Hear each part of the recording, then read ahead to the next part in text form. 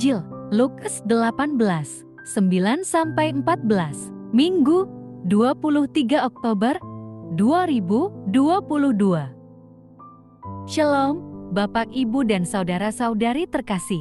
Salam sejahtera, salam damai beserta Yesus Kristus. Marilah kita membaca, mendengarkan, dan merenungkan sejenak firman Allah, Injil Lukas, pasal 18, ayat 9-14. Perumpamaan tentang orang Farisi dan pemungut cukai. Inilah Injil suci menurut Lukas.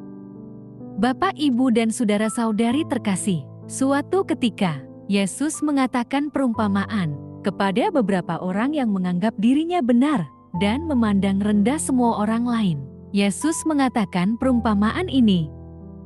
Ada dua orang pergi ke bait Allah untuk berdoa. Yang seorang adalah Farisi dan yang lain pemungut cukai. Orang Farisi itu berdiri dan berdoa dalam hatinya begini, "Ya Allah, aku mengucap syukur kepadamu, karena aku tidak sama seperti semua orang lain. Bukan perampok, bukan orang lalim, bukan pezina, dan bukan juga seperti pemungut cukai ini. Aku berpuasa 2 kali seminggu. Aku memberikan 1/10 dari segala penghasilanku." Tetapi pemungut cukai itu berdiri jauh-jauh. Bahkan ia tidak berani menengadah ke langit, melainkan ia memukul diri dan berkata, "Ya Allah, kasihanilah aku orang berdosa ini.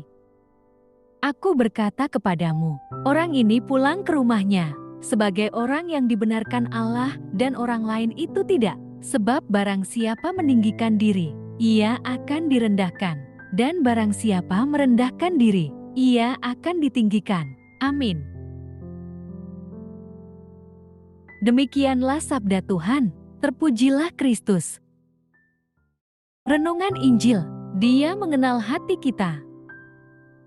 Bapak, Ibu, dan saudara-saudari terkasih, bagaimana sikap kita ketika datang menghadap hadirat Allah? Apakah kita memiliki sikap hati yang benar? Yesus memberikan contoh dua orang yang pergi ke bait Allah untuk berdoa. Mereka adalah orang Farisi dan seorang pemungut cukai. Ketika orang Farisi berdoa, ia menyatakan kalau ia tidak sama dengan pemungut cukai.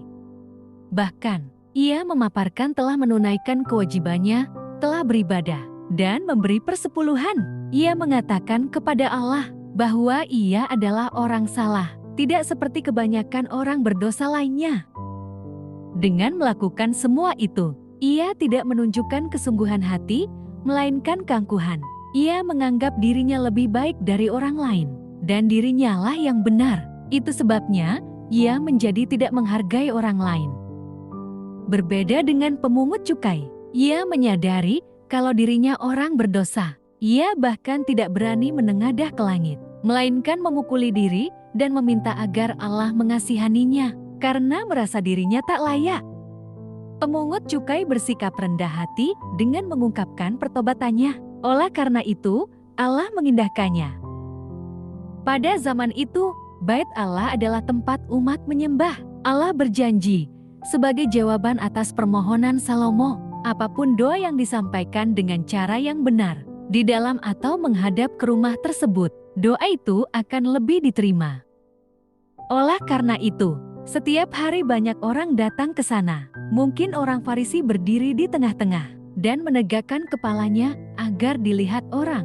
Sedangkan pemungut cukai berdiri jauh-jauh di pojok atau di tempat yang tak terlihat banyak orang. Belajar dari kedua contoh di atas, mari kita mengoreksi diri. Apakah motivasi kita sudah benar atau tidak? Bila tidak, belum terlambat bagi kita untuk mengubahnya karena Allah mengenal hati kita.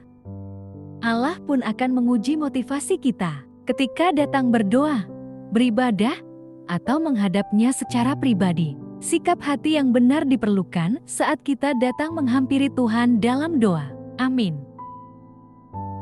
Marilah berdoa. Allah Bapa, sumber pengharapan, Engkau telah mengikat perjanjian dengan semua orang melalui Yesus yang terurapi. Semoga kami selalu berpegang teguh pada Dia dan berkembang menjadi umat yang patuh setia. Dengan pengantaraan Yesus Kristus, Putramu, Tuhan kami yang bersama Dikau dalam persatuan Roh Kudus, hidup dan berkuasa Allah sepanjang segala masa. Dalam nama Bapa, Putra, dan Roh Kudus. Amin. Terima kasih sudah mendengarkan dan merenungkan firman Allah. Jangan lupa subscribe dan jangan lupa juga aktifkan loncengnya. Terima kasih, Tuhan Yesus memberkati.